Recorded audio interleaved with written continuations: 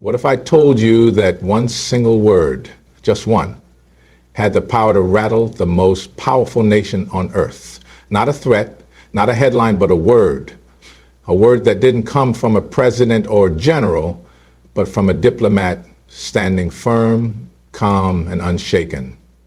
A word that didn't echo through battlefields, but through the quiet halls of diplomacy, yet hit harder than any bullet ever could. Today you're about to witness the moment the global script began to change.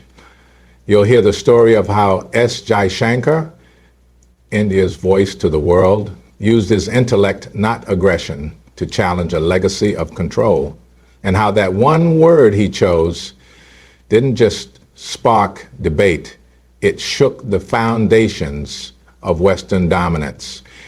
Stay with me, because by the end of this speech, you won't just understand the word, you'll feel its weight. You'll grasp its impact. And you might never see global power the same way again. The power of language and diplomacy lies not just in what is said, but in how and when it is said. In international relations, words are more than mere communication tools. They are instruments of influence, strategy, and sometimes defiance. When a diplomat like Jaishankar speaks, he doesn't simply address an audience, he addresses history, perception, and power structures. Each word is calibrated, considered, and loaded with context that extends far beyond its literal meaning. The global stage is not one of casual conversation. It is a chessboard, and language is one of the most crucial pieces. A single word, when used deliberately, can shift alliances, expose hypocrisy, and challenge long-standing narratives. Jaishankar, with his deep-rooted understanding of global politics and India's evolving place in the world, understands this better than most. His use of particular words often carries symbolic weight. It's not just what he says, but what he implies. One word from him can pierce through diplomatic fog, and force strategic silence is a familiar tool in diplomacy. Nations often choose quiet restraint over bold declarations, especially when navigating delicate international waters. For decades, India played this game well, careful, measured, and cautious not to provoke or disrupt established global powers. But silence, when held too long, can begin to sound like acceptance. That's where Jaishankar changed the game. His decision to break this strategic silence marked a pivotal shift in India's diplomatic posture. It was not just about making noise. It was about speaking with precision and purpose. And when he did, he didn't need long speeches or complicated jargon.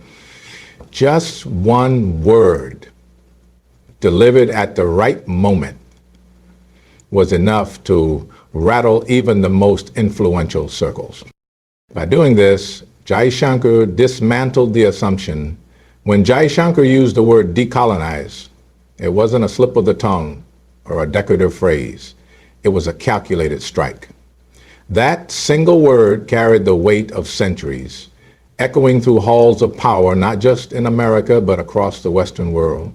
It signaled a departure from the old order, a rejection of intellectual and political subservience, and a challenge to inherited frameworks of diplomacy. For too long, post-colonial nations have operated under the shadows of Western approval, adjusting their policies, perspectives, and even their pride according to what the West found acceptable.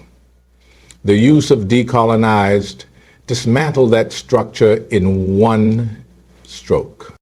In that moment, the West, particularly the United States, has long positioned itself as the final word on democracy, rights, and global order. But that word, decolonized, shattered the illusion. It reminded America that the global South is no longer content to be spoken for or about. The United States, for decades, has played a dominant role in shaping the global narrative, politically, economically, and culturally. From issuing judgments on human rights records to setting the tone on international alliances, America's voice has often been treated as final. But when Jaishankar used one word that pierced through diplomatic convention, it served as a wake-up call to this long-standing dominance. That word challenged not just American policymakers, but the very framework through which the West engages with the rest of the world. It revealed a discomforting truth that power dynamics are changing and old assumptions no longer hold. The word forced America to look at itself not as the unquestioned leader, but as one player among many in a rapidly shifting global order. Jaishankar's statement wasn't inflammatory, it was strategic. It didn't seek confrontation, but it also didn't seek approval. That's what made it powerful. The usual diplomatic dance, carefully avoiding offense, constantly seeking validation, was nowhere in sight. Instead, the tone was confident, unapologetic, and sovereign. The ripple effect was immediate. Think at a trend, countries asserting independence from old hierarchies. In a world used to American commentary on the rest, it was India's turn to hold up the mirror. And what that mirror showed was a global. India's foreign policy has often walked a tightrope between asserting its identity and maintaining global alliances. For decades, the tone was cautiously diplomatic, measured to avoid friction with dominant powers. But when Jaishankar spoke that one word, it marked a defining moment in India's global identity. It wasn't merely a political statement. It was a cultural awakening. That word symbolized the end of compromise and demanding mutual respect.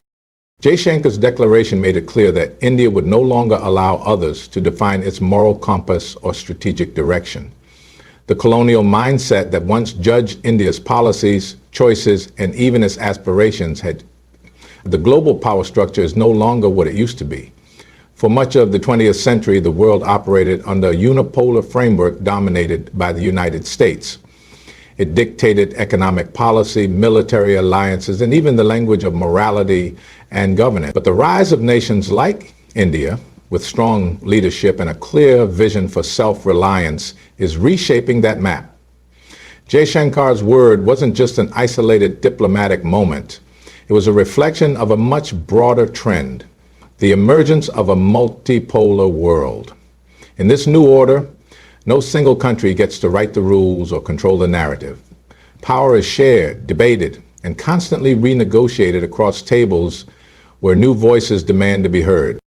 India, through Jaishankar's assertiveness, is no longer content to be seen as a regional player.